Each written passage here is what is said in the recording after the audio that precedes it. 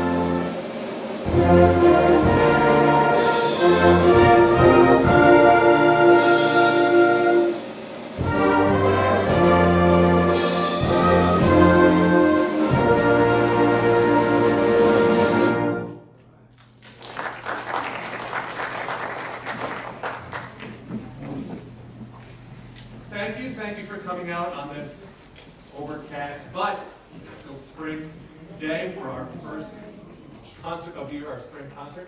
You could be anywhere, but you chose to be here. We thank you for that. We're going to start our concert proper with a song called Bore. I have my notes here.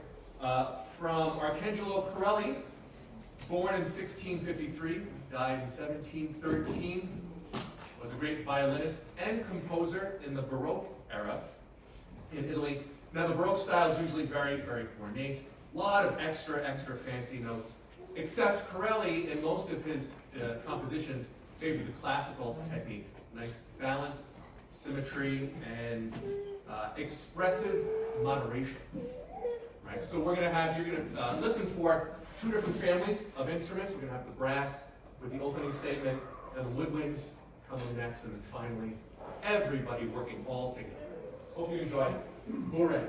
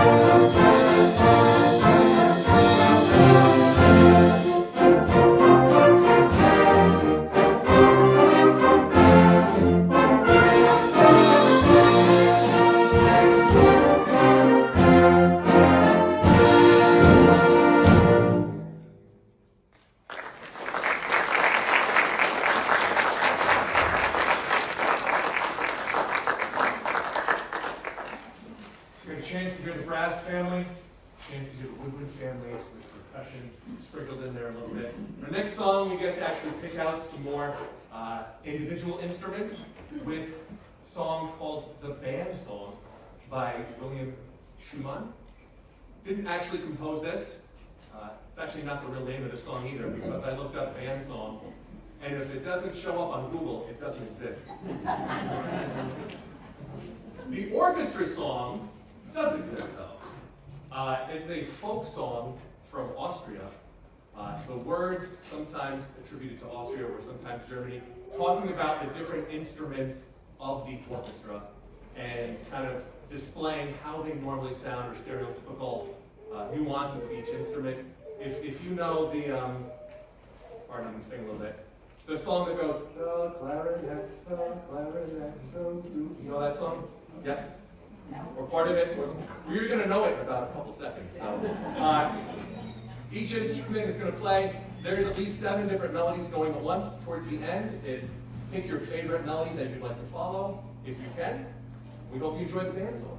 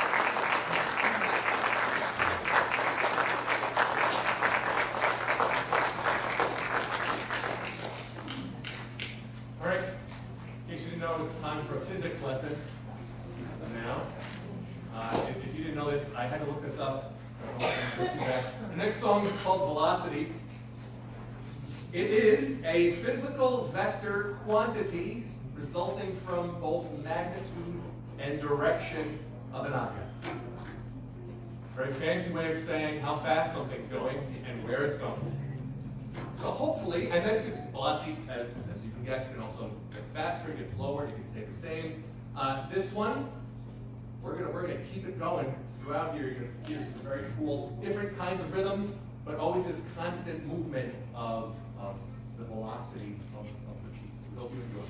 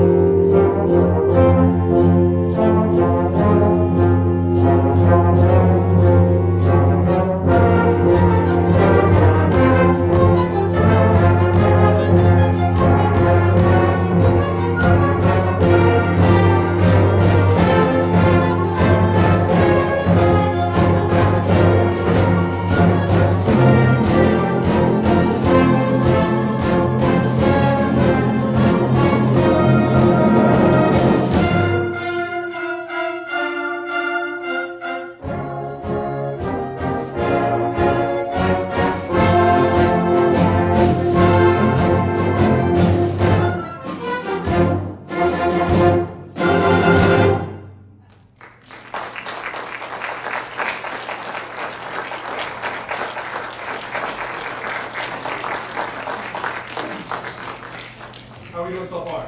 Right? So far? Okay, good. Let's hold on to your hats now.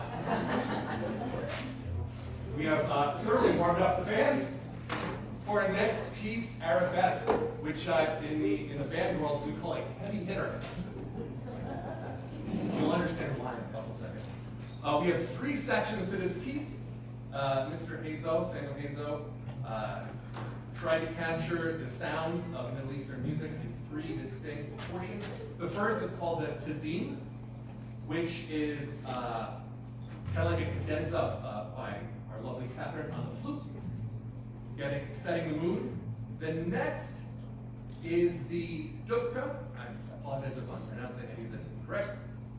Comes from traditional Arabic line dances and played by Mr. Will Nickel on the doumbek. Will, can you just give us a quick demonstration of what to listen for?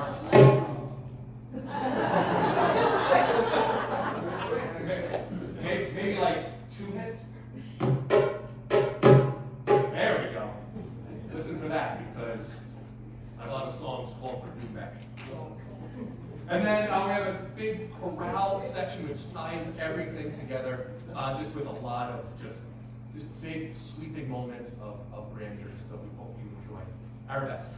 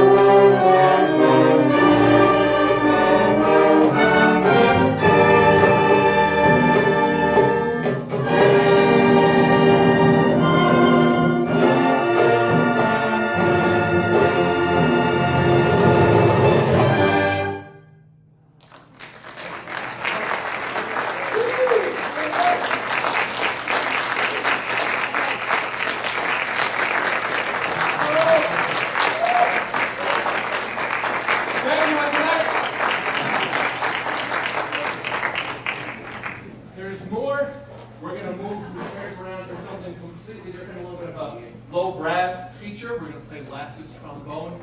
For the unsung heroes of the band, the tubas and the trombones.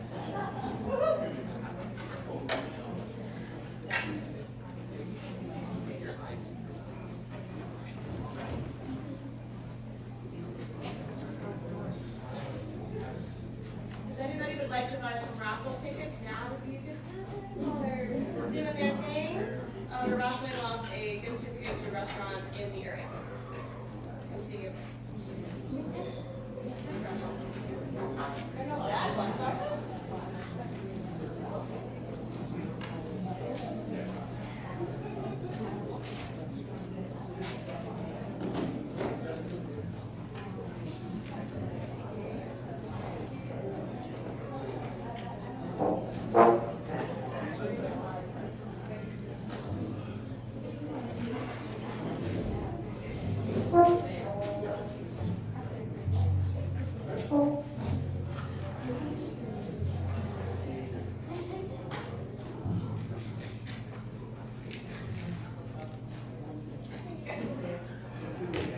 Yes, this is good raffle ticket buying music. Absolutely.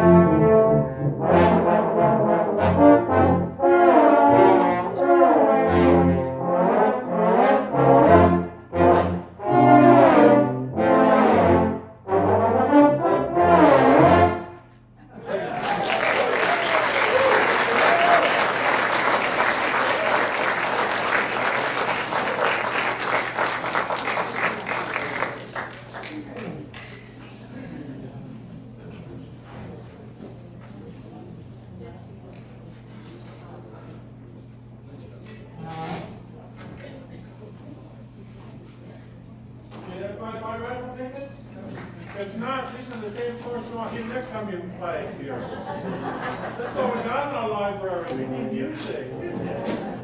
Nah, we have 12 songs. I'm the other Bill, and I get to work with this awesome group of young people.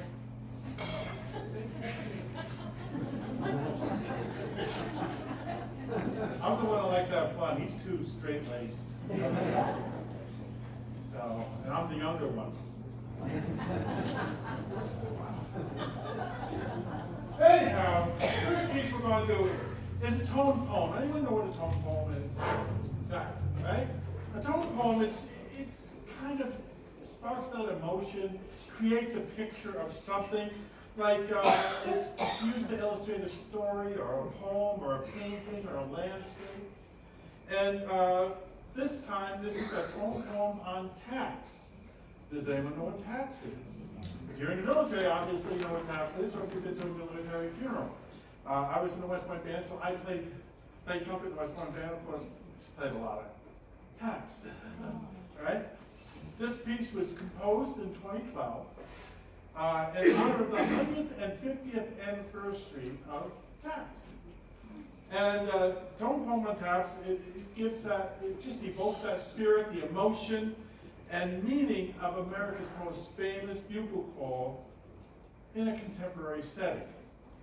Tone poem on taps was premiered by the West Point Band under the direction of its composer, Colonel Sedgwick, on September 2nd in 2012. So here now is tone poem on taps.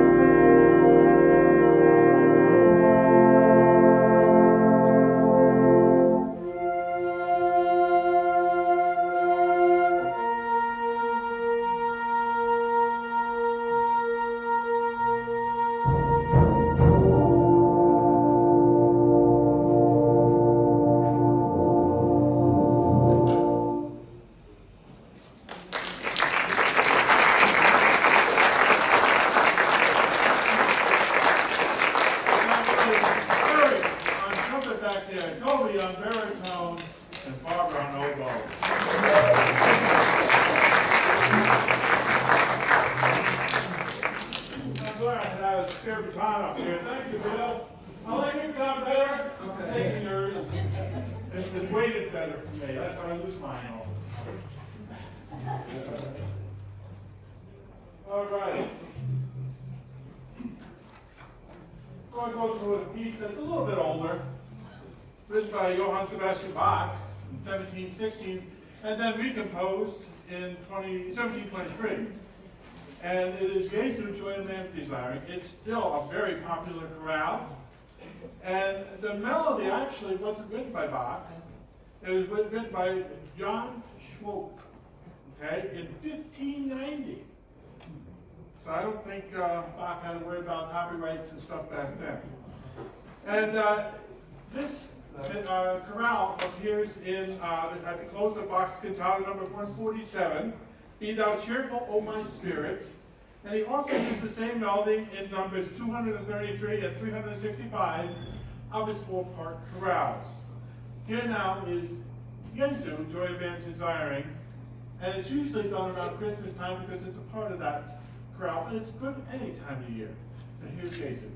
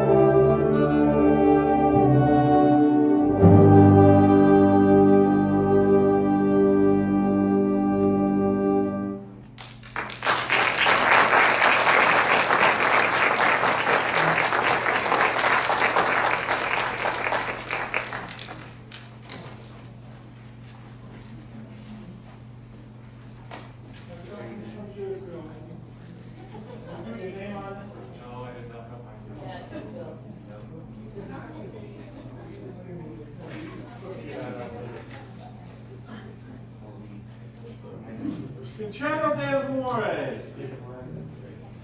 Believe it or not, this concerto is regularly performed at weddings of musicians. Got it, Dan? Have a wedding? We'll play the song for y'all. All right? It's because the theme of what's amore is love, right? It combines three distinct styles: Baroque, pop, and jazz. Baroque is one of Jacob de Haan's favorite musical styles. He's the composer. He is from the Netherlands. It is not a coincidence, though, that de Haan, in the opening sounds, it sounds much like a Baroque overture, which you'll notice that when we play this. And it goes through to a few different styles, but the theme of love is throughout. So here now is Concerto d'Amore.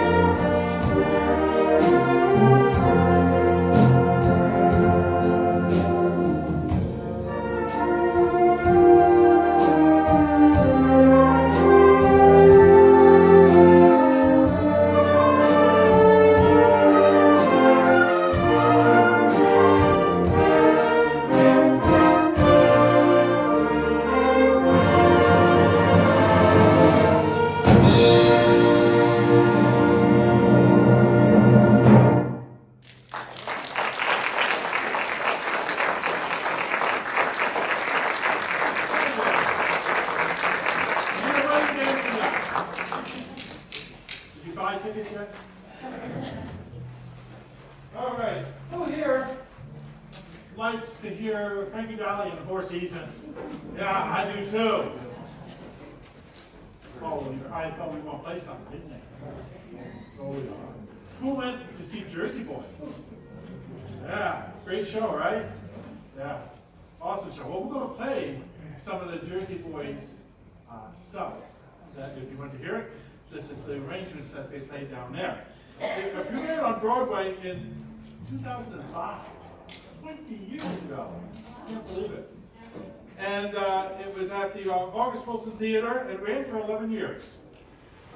It is the 12th longest running show on Broadway. Jersey Boys is the behind the scenes, if you don't know, behind the scene story of Frankie Valli and the Four Seasons, four guys from New Jersey. Until they sang their very first note, they had a sound nobody else had ever heard.